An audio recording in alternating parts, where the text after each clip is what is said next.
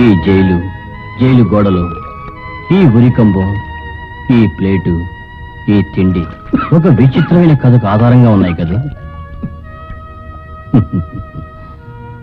నన్ను పిచ్చోడు అనుకున్నావా? 678 కాదు, నేను పిచ్చోడిని కాను. ఇలా ఎందరో నీలా ఉరికంబానికి బలైపోతూ త్యాగమూర్తులను పెంచుకున్నారు. వాళ్ళ లిస్టులో నువ్వు కూడా చేరాలని ఆశపడుతున్నావా? ఏమిటి నువ్వు అనేది? నువ్వు నీ చెల్లెలి కోసం ప్రాణం సైతం వడ్డీ ఇవాళ ఉరికంబం ఎక్కడానికి సిద్ధపడ్డావు. కానీ నువ్వు అనుకున్నట్టు ఆ జానీ ఇన్స్పెక్టర్ రవి కొట్టిన దెబ్బలకు చావలేదు. అయితే ఎవరు చంపారు? చెప్పరా, చెప్పు, ఎవరు చంపారు? ఆవేశపడకు 678. ఒక నిరపరాధి అన్యాయంగా శిక్ష గురి కాకూడదని నిజం చెప్పడానికే వచ్చాను. ఎవరు చంపారో చెప్పరా, చెప్పు. చెప్తాను. ఆ రోజు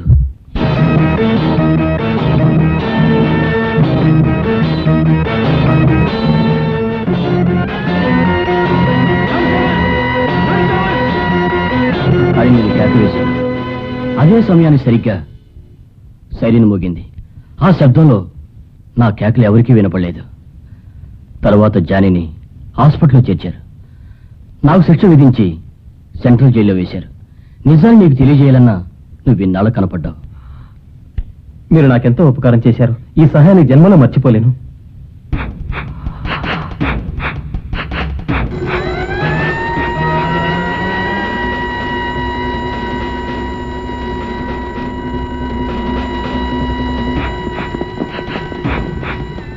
సార్, ప్రతాప్ జైలు నుంచి తప్పించుకున్నాడు. వాట్? ప్రతాప్ జైలు నుంచి తప్పించుకున్నాడా? Very bad. Take immediate action. Inform all the police station. ఒక ముఖ్య ప్రకటన. జానీ అనే వ్యక్తిని కూనీ చేసి మరణశిక్షకు గురైన ముద్దాయి ప్రతాప్ జైలు నుంచి తప్పించుకున్నాడు. అతని ఆచూకీ తెలియజేసిన వాళ్ళకి 50,000 రూపాయల బహుమతి ఇవ్వబడుతుందని రాష్ట్ర ప్రభుత్వం ప్రకటించింది.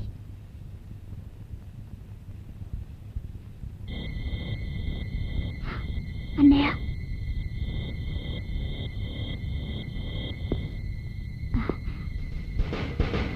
ఇన్స్పెక్టర్ గారు, టైం ఎంతైంది? 10:30. ఎందుకు? ఏం లేదు.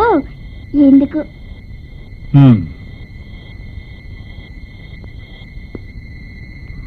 అన్నయ్య, అన్నయ్య, నువ్వు తప్పకుండా వస్తావని రవి బాబా కానిస్టేబుల్స్ ఎదురు చూస్తున్నారు. నువ్వు ఇక్కడి నుంచి వెంటనే వెళ్ళిపో. వాళ్ళు ఇన్స్పెక్టర్ నువ్వు టైం అడిగినప్పుడే నాకు అర్థమైంది. అమ్మకి జ్యోతికి చెప్పు, నేను జైలు నుంచి తప్పించుకుని పారిపోయి వచ్చానని. వాళ్ళిద్దరూ ఎలా ఉన్నారా? అమ్మ ఎప్పుడు నీ గురించి అనుకుంటుందన్నయ్య.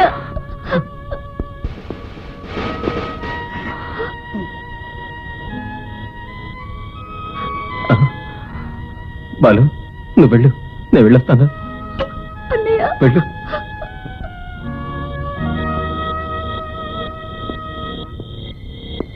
ఇంకా నీ పని కాలేదా? ఈ పని ఫినిష్ అయిపోయింది.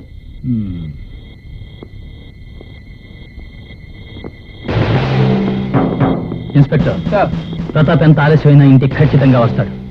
ఈ కాంపౌండ్ చుట్టూ జాగ్రత్తగా కాపలా ఉండండి.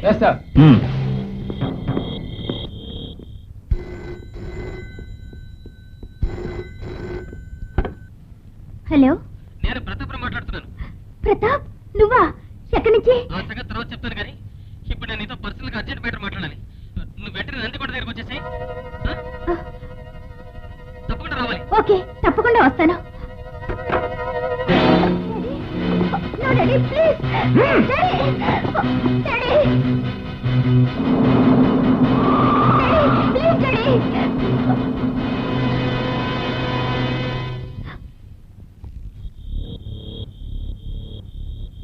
రేవతి,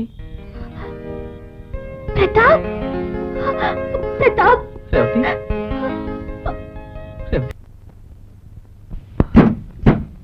రేవతి, జానీ హత్య కేసులో రవికి సంబంధం లేదు. ఆ సంగతి నాకు ఇప్పుడే తెలిసింది. నాగుపాము బ్రేస్లెట్ తొడుక్కున్న వాడే ఆ హత్య చేశాడు. దాన్ని కళ్ళారా చూసిన ఒక ఖైదీ నాకు ఆ సంగతి చెప్పాడు. అందుకే నేను జైలు నుంచి తప్పించుకొచ్చాను. వాడు ఎక్కడున్నా సరే నేను కనిపెట్టి తీరుతాను. ప్రతాప్ జైలు నుంచి తప్పించుకున్నాడంటే వాడు మన రహస్యాలే కనిపెట్టకుండా ఊరుకోడు. అవును బాస్, ఇన్స్పెక్టర్ రవి నిరపరాధిని ప్రతాప్ కు ఇప్పుడే తెలిసి ఉంటుంది. Don't worry. చట్టరీత్యా విధించిన శిక్షలించి వాడు తప్పించుకోవచ్చు. ఈ పీటర్ చేతుల వాడు తప్పించుకోలేడు. It's impossible. వామనావతారం ఎత్తి వాడిని అడగదొక్కుతారు.